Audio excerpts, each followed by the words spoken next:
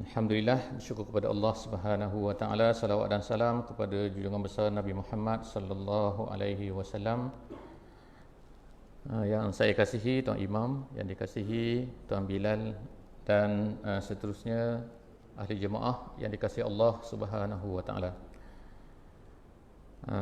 InsyaAllah kita sama-sama memulakan majlis ilmu kita pada malam ni dengan kita sama-sama membaca surah Al-Fatihah.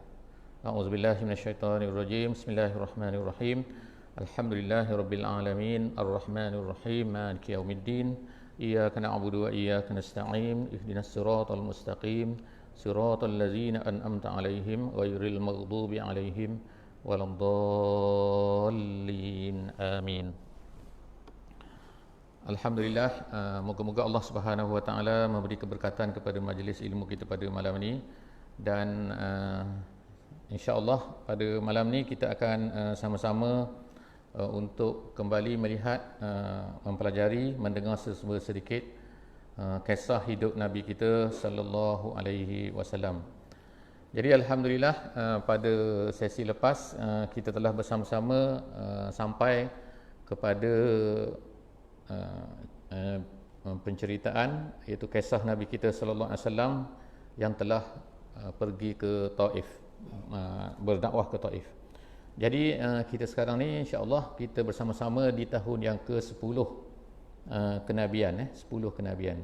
Jadi kita ada insya-Allah 13 tahun Nabi sallallahu alaihi wasallam berada di Al-Makkah Mukarramah, Makkahul Mukarramah, dan kemudian selepas daripada itu kita ada 10 tahun Nabi sallallahu alaihi wasallam berada di Madinah Al-Munawwarah.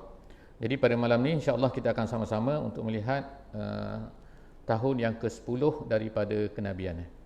Jadi sebelum daripada ni kita telah melihat dalam tahun yang ke-10 ni ada pelbagai peristiwa yang berlaku. Yang pertama sekali ialah kematian Abu Talib, iaitu bapa saudara Nabi sallallahu alaihi wasallam. Yang keduanya ialah selepas daripada beberapa hari berlaku pula kematian Khadijah binti Khuwailid, iaitu isteri baginda Nabi sallallahu alaihi wasallam. Dan kemudian yang ketiga, itu semua itu adalah berlaku pada bulan Ramadan. Kemudian berlaku pada bulan Syawal, Nabi selepas daripada itu, jadi pada masa itu tak ada lagi puasa, puasa Ramadan belum ada lagi pada masa itu. Puasa Ramadan ni diwajibkan oleh Allah Subhanahu wa taala pada tahun yang kedua Hijriah, 2 Hijrah, iaitu selepas Nabi sallallahu alaihi wasallam telah berpindah ke Madinah Al-Munawwarah. Jadi pada bulan Syawal Nabi sallallahu alaihi wasallam telah melakukan satu perkara, iaitu mula Nabi ni yang Nabi tak pernah buat sebelum daripada ni, iaitu berdakwah keluar daripada Makkah Al-Mukarramah. Jadi Nabi telah target yang pertama, tempat yang pertama yang menjadi target Nabi kita sallallahu alaihi wasallam ialah Taif. Jadi kenapa Taif kita telah sebut hari itu? Bahawa Taif ni kerana ada beberapa sebab, ada 4 sebab, 5 sebab hari itu kenapa pemilihan Taif ni.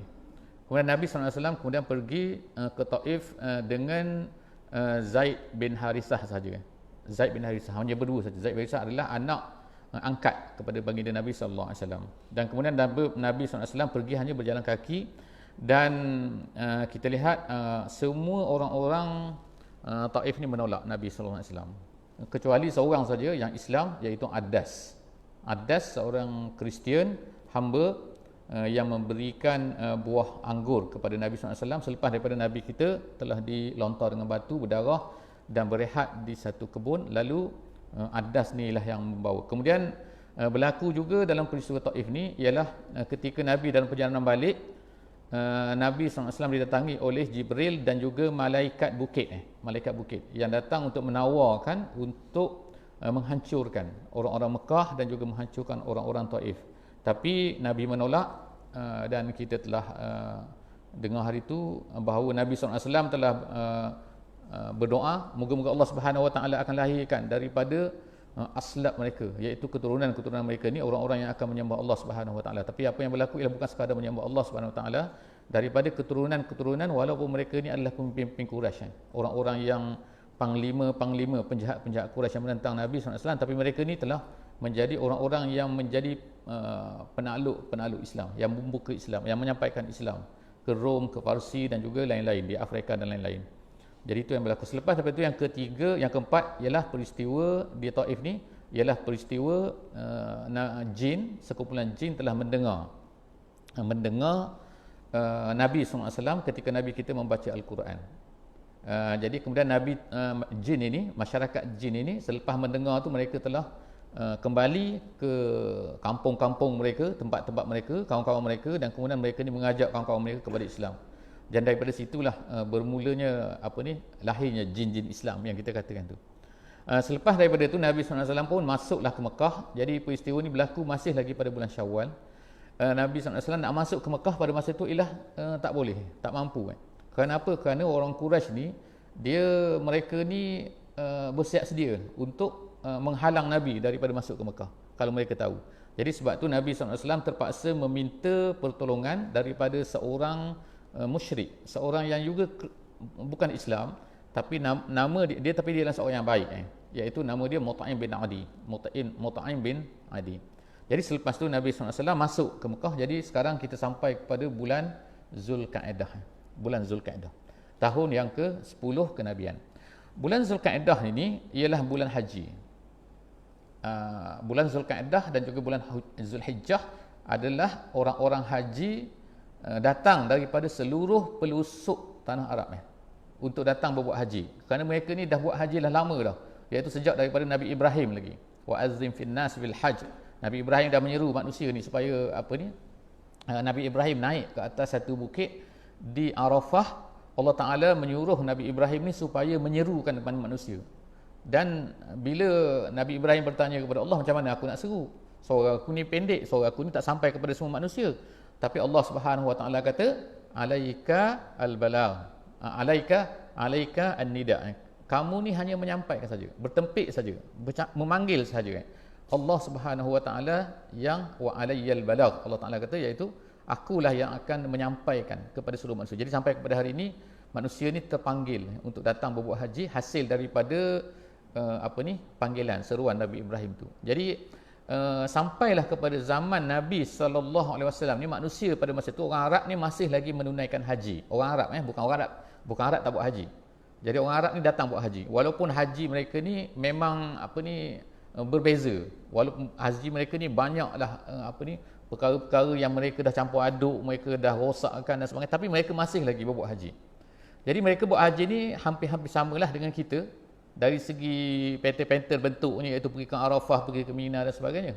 Jadi Nabi SAW sekarang ni tiba pada bulan Zulkaidah. Nabi mengambil peluang ni, iaitu peluang orang Arab datang ramai-ramai daripada seluruh tanah Arab ni untuk menyampaikan dakwah kepada mereka. Jadi apa yang Nabi buat ialah, kalau kita ikutnya kan, maknanya Nabi berdarah pada masa tu, Nabi susah, tapi semangat Nabi ni tak pernah, kita kata tak pernah gentar, tak pernah turun, tak pernah menurun, tak pernah lemah. Nabi SAW bersemangat lagi. Ni bulan Zulkaidah, tadi bulan Zulhijjah. Kalau ikut lukanya berapa hari baru nak baik luka tu kan, luka daripada Taif tu. Tapi Nabi ni dakwah kepada Islam ni seolah-olah jadi macam ulama-ulama kata dah jadi macam oksigen untuk Nabi ni. Maknanya kalau tak ada oksigen tu mati. Macam tu. Jadi Nabi ni kalau dakwah tak ada dakwah bagi dia ni mati. Seolahnya macam tu. Jadi Nabi sebab tu dia berterus-terusan. Macam makanan, macam air untuk dia, macam oksigen, Nabi terus nak sambut pula ni orang-orang datang ramai ni. Jadi tak melepaskan peluang ni Nabi ni bila orang datang ni. Jadi Nabi SAW telah keluar pada masa tu dengan Abu Bakar radhiyallahu anhu untuk menemui orang-orang Quraisy, orang-orang Arab ni yang seluruhnya datang, yang pada masa tu mereka biasanya akan berada berkumpul di Mina pada hari-hari Arafah. Pada Arafah dan juga hari-hari Tasyrik. Jadi mereka ni berada di situ. Jadi Nabi SAW ambil peluang ni untuk berjumpa dengan mereka. Jadi berlakulah banyaklah semua. Sebenarnya Nabi ni pergi kepada setiap khemah. Di mana ada kabilah, mereka ni biasa pada zaman tu mereka ni akan duduk berada di khemah-khemah mengikut kabilah masing-masing. Jadi kabilah tu banyak, jadi mereka ni akan berkumpul. Jadi Nabi SAW akan pergi pada setiap kabilah tu. Tetapi secara umumnya ialah semua kabilah-kabilah itu menolak dakwah Nabi SAW, sama seperti orang-orang Taif. Jadi mereka ni tolak, mereka tak terima, bahkan ada yang tolak dengan baik, ada tolak dengan keras, macam-macam. Jadi kita akan tengok insya-Allah peristiwa yang dibuat oleh Nabi SAW sepanjang dakwah baginda Nabi SAW, iaitu bermula pada tahun yang ke-10 sekarang, bulan ke-10. Jadi insya-Allah peristiwa ni, apa yang Nabi lakukan iaitu dakwah kepada orang musim haji ni, iaitu berlaku sebanyak tahun yang ke-10, tahun yang ke-11, tahun yang ke-12, tahun yang ke-13. Maknanya adalah 4 kali. Tahun ke-10, 11, 12 dan 13. Sebelum daripada baginda Nabi SAW berhijrah ke Al-Madinah Al-Munawwarah. Jadi kita tengok sini, sebelum daripada tu mungkin kita tengok sikit kan. Sebelum daripada Nabi SAW tak pernah berdakwah kepada luar Mekah. Dan orang-orang yang daripada luar Mekah ni tak ada yang masuk Islam kecuali diceritakan ialah seramai 4 orang saja. 4 orang ataupun 5 orang saja. 4 orang ataupun 5 orang. Yang pertama siapa? Yang pertama itu Ad-Das, yang kita cerita pada minggu lepas. Ad-Das. Dia ni adalah kira daripada orang luar, iaitu daripada orang Taif. Itu orang yang pertama. Yang keduanya seorang yang bernama Suaid bin Samit. Suaid bin Samit. Dia ni adalah seorang yang datang buat haji bersama dengan rombongan dia. Dia ni penyair, datang daripada Yathrib. Jadi dia datang ke Madinah buat haji. Jadi bila Nabi SAW berdakwah kepada kaumnya, kaum daripada Madinah ni 2 saja kan. Kaum daripada Yathrib ni. Pada masa tu nama dia Yathrib, bukan Madinah lagi. Tadi ada 2 kaum saja, iaitu satu bernama Khazraj, yang kedua bernama Aus.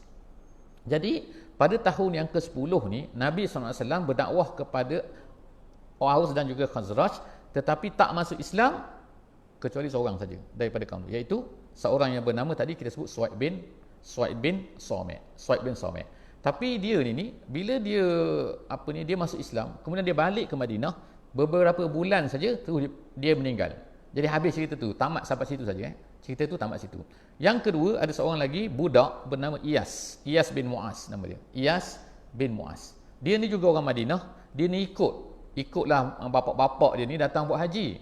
Kalau ikutnya, kemudian sampai ke bila Nabi SAW berdakwah, dia ni pun masuk Islam juga. Dikatakan masuk Islam ni kerana apa? Kerana bila dia ni balik ke Madinah, dia telah sebelum dia mati, dia pun mati awal juga. Dia umur pada masa tu dikatakan 12 ataupun 13 tahun saja. 12 ataupun 13 tahun. Jadi budak lagi lah, Iyas bin Muaz. Jadi dia mati, dan semasa dia mati ni dia mengucapkan la ilaha illallah. Jadi ini nak menunjukkan makna sahabat-sahabat mengatakan bahawa ahli sejarah mengatakan bahawa dia juga adalah seorang yang Islam, dan dia dapat Islam ni tapi dia ni senyap-senyap, dia tak bising-bising. Dia Islam ni seorang-seorang saja dia. Jadi kita ada 2 orang tadi, yang pertama ialah Suaid bin Samit dan yang kedua ialah Iyas bin Muaz. Sekarang ni kita tengok pula orang yang ketiga.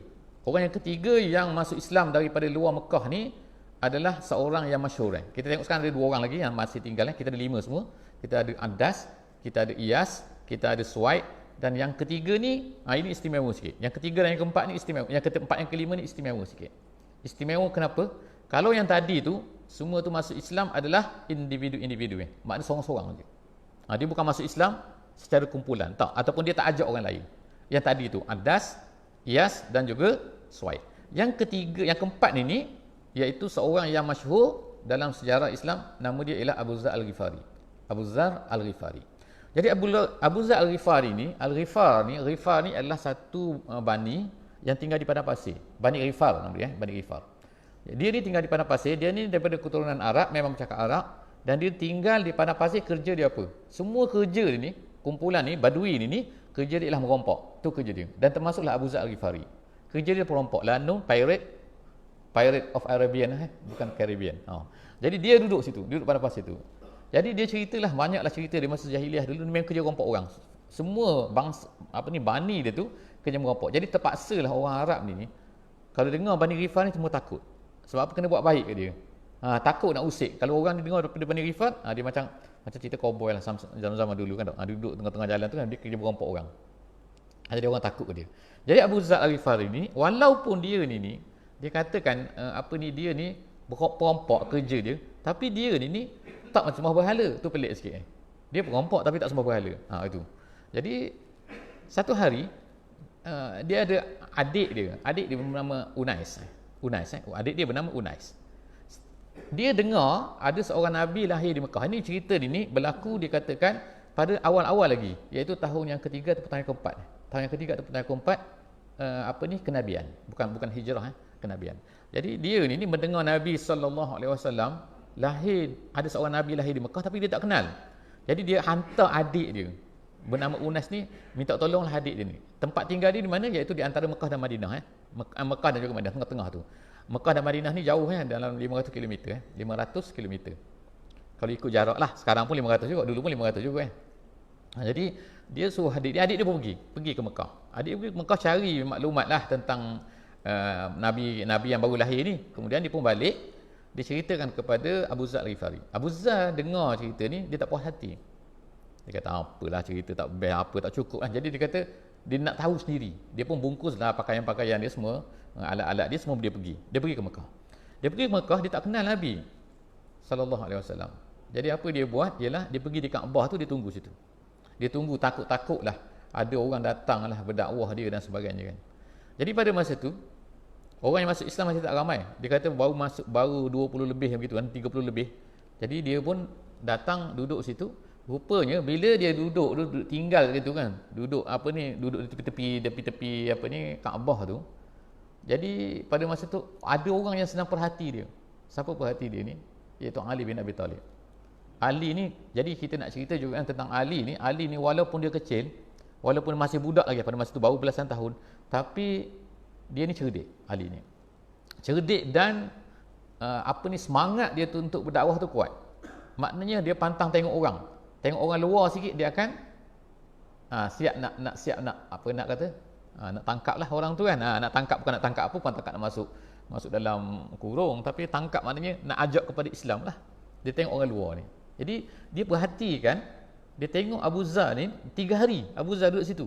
Tengok Abu Zar, oi kata pelik orang ni. Jadi dia pun ajak sekali tu.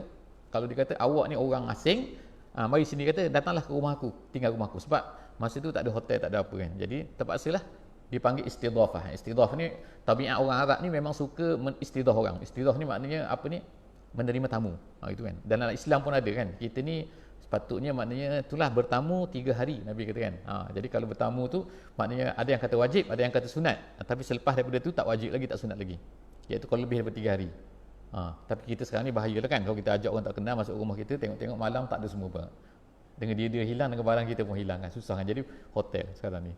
Jadi zaman dulu tu style macam tu. Jadi dia pun Ali ni ajak pergi rumah dia. Pergi rumah dia. Tapi dia tak tanya apa-apa. Kamu datang buat apa? Cukup 3 hari lepas tu. Cukup dah tempoh masa 3 hari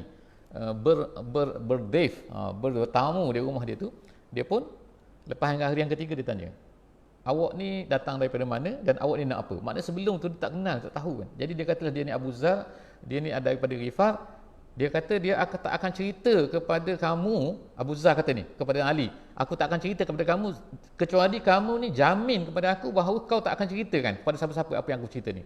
Jadi orang Arab ni memang salah satu daripada tu dia ialah dia ni kuat berpegang pada janji lah. Kalau dia kata tak. Kalau kata ya. Maknanya kalau dia berjanji, yes, dia akan berjanji, dia akan tunaikan janji dia. Jadi Nabi Ali tadi tu kata, yes, dia kata aku tak akan beritahu kepada orang. Lalu dia ceritalah, aku datang ke Mekah ni sebenarnya adalah aku nak cari seorang yang dikatakan telah mengaku diri dia jadi nabi. Kalau begitu Sayyidina Ali kata, okeylah, esok aku bawa kau, dia kata. Aku bawa kau ke tempat tu. Cuma dengan syarat, dia kata. Esok aku bawa kau dengan syarat. Kalau aku jumpa orang pelik-pelik, aku akan buat seperti aku ni baiki kasut aku, ataupun aku ni buat seperti aku ni mencurahkan air ke tanah, dia kata. Itu disebutkan dalam hadis disebut macam tu. Jadi dia pun bawalah, jadi dia ikut di belakang. Jadi Abu Zar tu ikut belakang, Sayyidina Ali jalan depan, dia berjalan. Kalau tengok apa-apa pelik-pelik, dia akan buat-buatlah yang tadi yang dicerita tadi tu. Jadi dibawa ke mana? Dibawa ke rumah Arqam bin Abi Arqam. Ke rumah Arqam bin Abi Arqam, iaitu tempat di mana Nabi SAW berada, tempat Nabi SAW mengajar para sahabat di situ. Jadi Nabi pun dah berjumpa dengan Nabi, dia masuk Islam. Nabi SAW beritahu kepada Abu Zar, wahai Abu Zar, kau daripada mana semua, dia cerita daripada mana semua tu. Jadi dia kata, kau baliklah ke kampung kau. Nabi pesan kepada dia supaya balik ke kampung kau, wahai Abu Zar. Balik ke Bani Ghifar. Tapi dia kata, tak nak, dia kata, tak nak balik. Dia ni orang panggil apa tak tahu. Dia ni degil sikit ni. Dia cakap, aku tak nak.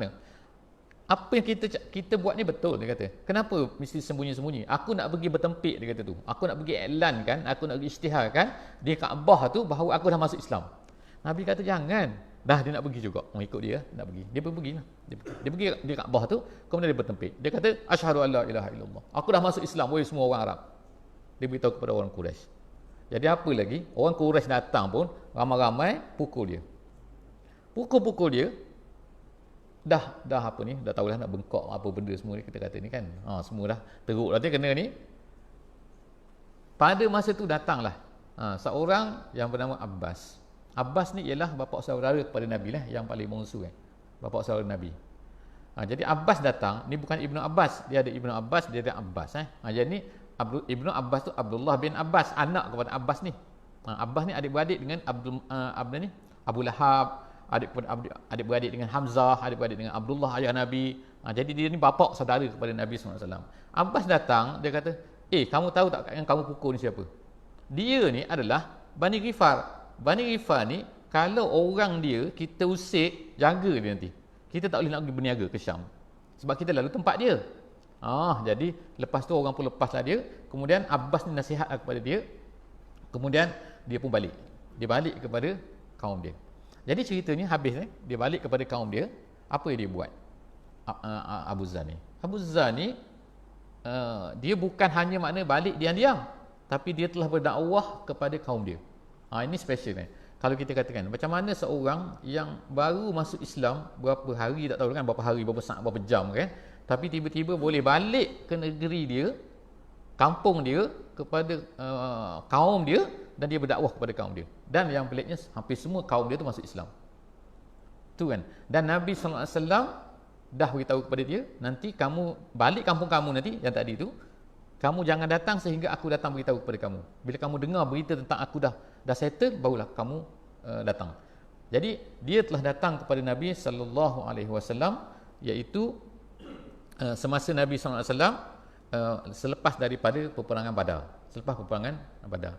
Jadi alhamdulillah tu cerita tentang siapa? Seorang yang masuk Islam yang bernama Abu Zar Al-Ghifari. Abu Zar ni special juga, istimewa dia daripada kalangan sahabat-sahabat yang banyak-banyak tu, ialah nama dia Jundub bin Junadah. Nama dia Jundub bin Junadah. Dia ni special ni ialah seorang yang warak, seorang yang zuhud, seorang yang tak boleh tengok orang dia ada harta banyak. Itu dia punya special dia. Dan dia ni kisah dia ialah yang paling tu dalam hadis Nabi sallallahu alaihi wasallam ceritakan, ialah bahawa semasa peperangan Tabuk. Peperangan Tabuk ni peperangan yang berlaku akhir sekali. Nabi sallallahu alaihi wasallam, Nabi kita ni pergi ke Tabuk. Tabuk ni ialah satu tempat di dekat dengan Jordan sekarang ni. Dekat dengan Jordan. Tabuk nama. Sekarang ni pun ada iaitu sempadan di antara Arab Saudi dengan Jordan. Tempat tu nama dia Tabuk. Tempat tu pernah Nabi sallallahu alaihi wasallam, iaitu dalam misi yang terakhir, Nabi sallallahu alaihi wasallam pergi ke Tabuk ni bersama dengan sahabat lebih kurang 90,000 orang. 90,000 orang Itu peperangan yang paling ramai sekali lah Nabi sallallahu alaihi wasallam pergi pada musim panas. Jadi cerita tentang Tabuk ni, pada masa dalam perjalanan ke Tabuk tu, tiba-tiba Abu Zar ni hilang. Gitu. Jadi Nabi SAW cari, mana Abu Zar? Ada orang beritahu kepada Nabi bahawa unta dia hilang. Oleh kerana unta dia hilang, dia pergi cari unta dia.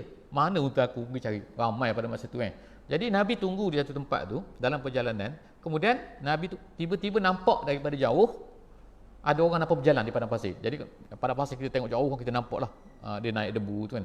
Ada orang berjalan. Jadi Nabi kata kemungkinan itu adalah Abu Zar. Jadi tiba-tiba bila sampai dekat, memang betul itu adalah Abu Zar. Jadi Nabi SAW kata apa? Kata-kata dia yang masyhur, Abu Zar ni ialah rahimallah Abu Zarrin. Nabi kata, semoga Allah Ta'ala ni merahmati Abu Zarrin, yamshi wahdahu, dia berjalan seorang diri, wa yamutu wahdahu, dan dia mati seorang diri, wa yub'atsu wahdahu, dan dia akan dibangkitkan pada hari kiamat nanti seorang diri. Jadi apa maksud seorang diri ni? Rupanya kan bila Nabi SAW cakap macam tu, memang betul. Di zaman Sayyidina Uthman, dia ni tinggal di satu tempat, nama dia Rabazah, Rabazah ni ialah tempat tak jauh daripada Madinah, tapi di luar Madinah, di kampung Pada masa tu dia tinggal dengan isteri dia, kampung kecil masa tu. Tak ada orang kampung tu. Dia akhirnya tinggal dia berdua je. Akhir sekali ialah dia ni mati pada masa tu. Dia mati di dalam kampung tu, jadi tak ada orang nak kafankan, nak tanamkan, nak uruskan jenazah dia ni. Pada masa tu isteri dia tunggu tepi tunggu Abu Zar tu. Jadi dia tunggu situ, lama tunggu, kemudian tiba-tiba ada satu kafilah datang, rombongan yang lalu tempat tu. Jadi rombongan tu tengok perempuan tu, dia kata, dia tanya siapalah makcik tu lah masa tu dia tu, isteri dia tu. Dia tanya siapa ni? Dia kata ini adalah Abu Zar. Jadi rupanya orang yang naik kuda ni, yang datang daripada Iraq pada masa tu, ialah tahu bahawa Abu Zar yang seorang sahabat yang tinggal di kampung tu. Jadi dia pun menangis, dia ambil mayat tu, dia tolong uruskan. Jadi itulah cerita bahawa memang betul kata Nabi SAW, Allah Ta'ala, memoga Allah Ta'ala merahmati Abu Zarrin, Dia berjalan seorang diri dalam peperangan Tabuk tadi tu, kemudian dia mati seorang diri dan dia dibangkitkan oleh Allah Subhanahu Wa Taala di hari kiamat nanti seorang diri. Itu cerita tentang Abu Zar. Itu adalah orang Islam, di antara orang Islam yang di luar Mekah, orang yang keempat. Kita pergi kepada orang yang kelima. Orang yang kelima ni bernama Tufai bin Amru Ad-Dausi. Tufai bin Amru Ad-Dausi. Dia ni adalah seorang ketua daripada Yaman. Dia daripada Yaman. Jadi Yaman ni memang tempat asal lah orang Arab. Jadi Tufai Ad-Dausi ni dia daripada satu kaum, nama dia kaum Ad-Daus, nama dia kaum Daus. Ad-Daus ni ialah kabilah di mana berasalnya Abu Hurairah radhiyallahu anhu. Jadi Abu Hurairah tu dipanggil dia Abu Hurairah Ad-Dausi. Jadi dia ni ialah Tufai bin Amru Ad-Dausi. Tufai bin Amru ni dia datang buat haji lah seperti orang lain ni. Tapi ini tahun berlaku pada tahun yang ke-6 dia kata. Pada tahun yang ke-6 kenabian. 6 kenabian ni. Jadi bila dia datang buat haji, orang Mekah pada masa tu dah tahu dah ni Nabi SAW ni kerja dia ialah akan menyampaikan Islam apabila orang sampai ke Mekah ni.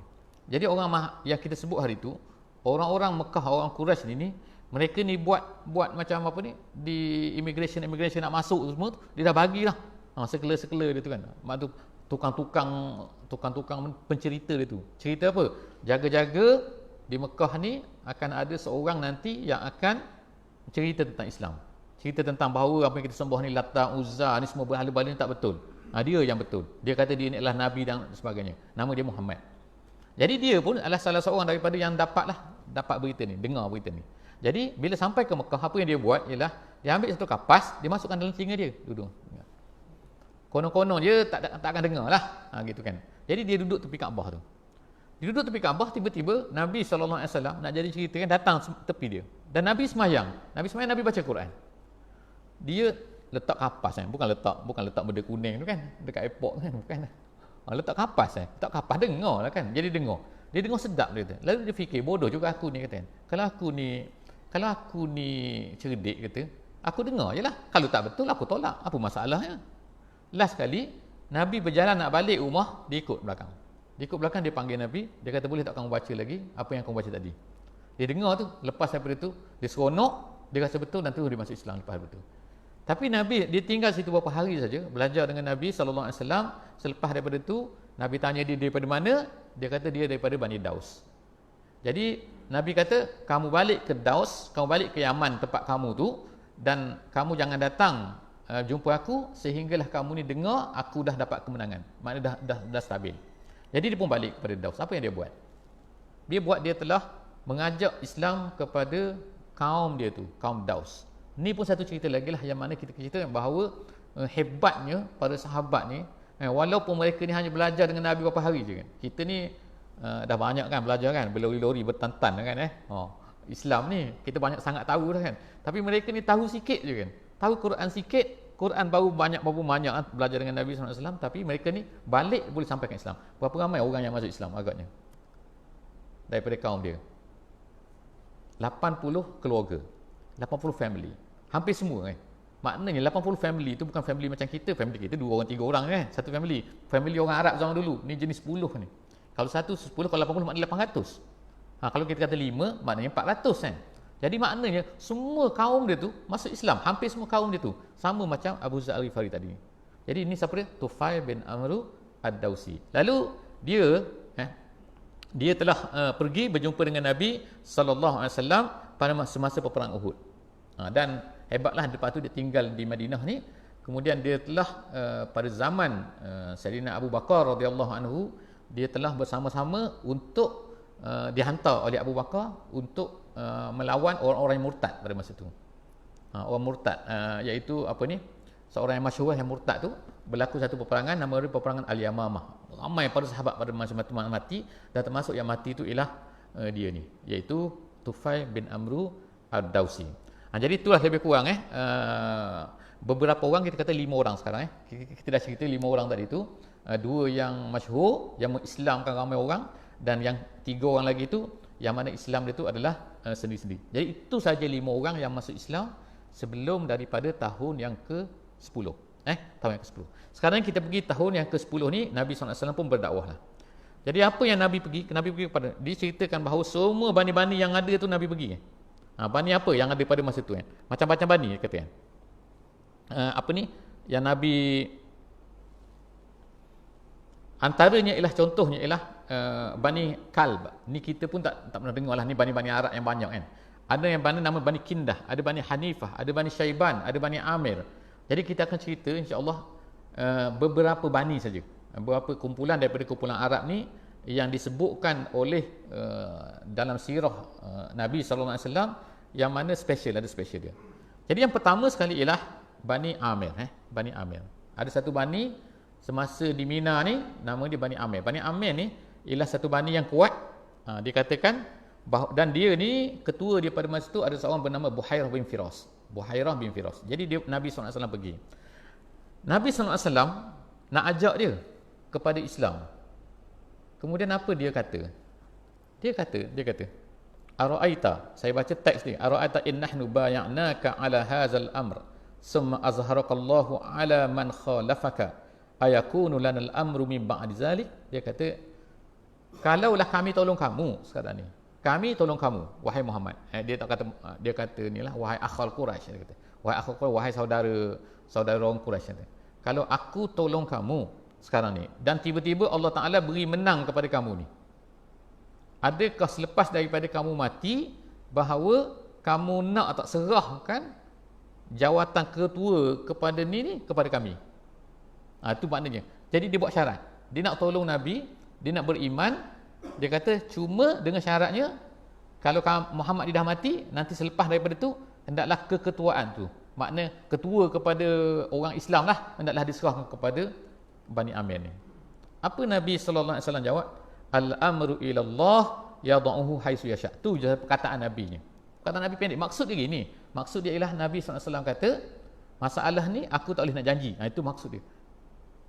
Kita serah kepada Allah Taala. Allah Taala nak beri kepada siapa, terpulang kepada Allah Subhanahu Wa Taala. Jadi sini ulama-ulama sirah sebut kan, iaitu apa? Iaitu dalam Islam ni tak boleh janjikan benda-benda nak beri kepada orang-orang yang nak ikut Islam atau tak nak ikut Islam. Maknanya ulama ambil pengajaran di sini kan, iaitu kalaulah kata orang tu nak ikut, saya nak ikut awak, cuma dengan syarat awak beri-beri ni lah, itu tak boleh kata. Itu benda tu serah pada Allah Subhanahu Wa Taala. Allah Taala nak beri, Allah Taala tak nak beri sudah kan. Cuma awak nak ikut, sebab itulah di antara sebabnya kan, apabila Islam dah kuat di zaman Sayyidina Abu, di zaman Khalifah Umar bin Al-Khattab ni. Dalam Islam kalau ikutnya zakat ni ada 8 Untuk 8 asnaf dipanggil. 8 kumpulan dia boleh diberikan. Salah satu daripada 8 tu yang bernama muallaf, nama dia.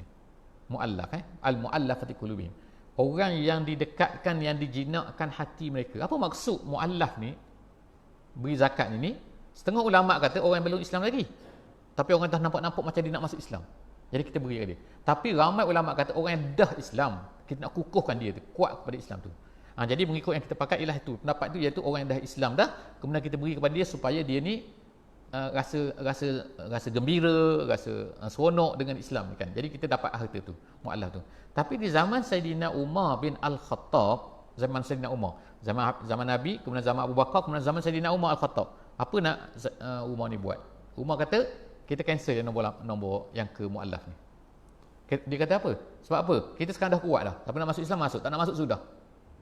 Itu dia punya tu kan. Jadi orang kuat-kuat, kita kuat. Buat apa? Itu dulu kita lemah, yes dia kata. Tapi kalau kita lemah, okeylah. Tapi kalau kita kuat, dia tak perlu. Ni dia kata sini. Ini dia berdasarkan kepada prinsip apa? Dia di antara prinsip yang dipegang oleh Sayyidina Umar radhiyallahu anhu. Iaitu apa? Dia kata apa yang dibuat oleh Nabi sallallahu alaihi wasallam kepada Bani Amir bin Firas. Jadi benda ni walaupun adalah perbincangan ulama sikit, tapi yang ulama-ulama sebutnya, yang confirmnya ialah apa? Masalah ketua tak ketua ni tak boleh diberikan kepada orang yang nak Islam, kita janji nak bagi ketua kepada dia, memberi pangkat kepada dia. Itu perkara yang pertama. Yang keduanya ada satu bani lagi, nama dia ialah Bani Syaiban. Nama dia Bani Syaiban. Saya sebut dulu saja bani-bani yang Nabi pergi ni. Nabi pergi jumpa tu, dakwah ramai-ramai daripada bani-bani yang ramai tu. Kita ambil dua saja. Yang pertama Bani Amir, yang kedua Bani Syaiban. Bani Syaiban ini ialah satu bani orang Arab yang besar. Yang besar, yang tinggal dia ialah di tepi negeri Iraq. Tepi negeri Iraq. Dia ni daripada keturunan Adnan. Dia ni tinggal berhampiran dengan orang-orang Parsi. Sebab tu dia ada buat perjanjian dengan orang Parsi ni. Perjanjian dia kata apa? Dia kata ialah, iaitu apa-apa jangan kacau kami, orang Parsi katakan. Dan kami tak akan kacau kamu. Jadi bila Nabi SAW pergi berdakwah kepada dia, dia adalah ketua-ketua dia seperti Mafruq, Hani, Nu'man dan juga Musanna. Kita akan cerita sikit ni. Ada seorang yang bernama dia Musanna bin Harithah. Jadi dia ni dia katakan bahawa bila Nabi SAW pergi ajak dia, dia kata apa? Dia kata, Muhammad, dia kata, apa yang kamu ajak ni baik, apa yang kamu ajak ni betul, cuma dia kata gini, kami ni boleh, dia kata, nak tolong kamu Muhammad, nak Islam bersama dengan kamu, cuma dengan satu syarat, iaitu apa? Iaitu kami boleh lawan orang-orang Arab saja, tapi nak lawan orang Farsi kami tak mahu. Sebab apa? Kami tak mampu. Sebab apa? Dia ada berapa? Nabi tanya, kamu ada berapa ramai? Kami ada 1000, dia kata. 1000 orang tentera. Farsi pada masa itu ada berapa? Juta tentera dia. Jadi nak lawan macam mana? Jadi dia takut. Jadi berkatalah Musanna tadi tu. Seorang yang bernama Musanna. Musanna tu daripada Bani Syaiban. Nama dia Musanna bin Harith al-Syaibani nama dia. Dia ni kata tak mampu, dia kata. Kami tak boleh. Jadi akhirnya Nabi SAW kata apa? Nabi kata, fa inna dinallahi azza wa jal lan yansurahu illa man hatahu min jami'i jawanibihi. Maksud dia gini. Maksud dia ialah Nabi kata Islam ni tak akan boleh diambil ataupun tak boleh dipegang. Aku tak akan terima siapa-siapa yang buat syarat untuk terima Islam ni. Maknanya kalau kata aku nak Islam boleh, cuma aku nak gini. Aku nak Islam boleh, nak tolong, tapi cuma gini. Tak boleh. Sebab apa? Nabi SAW dah cakap kepada Bani Syaiban ni, nak tolong aku, kena cakap akan sanggup untuk semua sekali. Sebab apa? Ajaran Allah Subhanahu Wa Taala, agama Allah Taala ni, Nabi kata siapa yang nak ambil separuh-separuh saja, maka aku tak akan layan lah, gitu kan. Aku tak akan terima. Nak Islam, ambil Islam semuanya. Jangan ambil Islam ni separuh-separuh. Itu maksud kata-kata Nabi SAW. Jadi seterusnya daripada itu, Nabi pergilah yang terakhir. Ada khaimah yang terakhir sekarang ni kan. Dah pergi semua khaimah dah. Semua Bani dah pergi dah. Semua tak jadi. Qabilah Ghassan dah pergi. Fuzarah dah pergi. Murrah dah pergi. Bani Salim dah pergi. Bani Kalb tadi kita dah pergi. Kalb tu maknanya anjing. Jadi satu Bani tu nama dia Bani Anjing. Nampak macam mana nama dia. Jadi Bani Sa'labah dah pergi. Semua dah pergi dah. Habis dah. Adalah satu lagi. Satu khaimah lagi yang tak pergi. Nabi pun pergi. Khaimah tu ialah khaimah daripada Yasrib. Orang-orang yang daripada Yasrib. Orang daripada Yasrib ni, bila Nabi SAW pergi ni, mereka dah tengah berkemas dah. Mereka tengah apa ni? Tengah nak apa ni? Nak kemas nak balik dah. Dia kata dia buat nafal. Nafal awal dia nak balik. Nabi kata, boleh aku nak bercakap sekejap? Dia kata, nak cakap apa? Duduklah, dia kata. Cakaplah nak cakap apa. Nabi SAW bila bercakap je, terus mereka ni ada 6 orang pada masa tu yang Nabi jumpa ni terus masuk Islam. Jadi kenapakah mereka ni cepat sangat masuk Islam ni? Ada beberapa sebab ni. Ada beberapa sebab kenapa mereka masuk Islam. Jadi insya-Allah kita akan sambung insya-Allah. Apakah sebab-sebab yang menyebabkan orang Madinah ni, orang Yasrib cepat sangat terima Islam? Bila ajak terus masuk Islam. Apa sebab dia?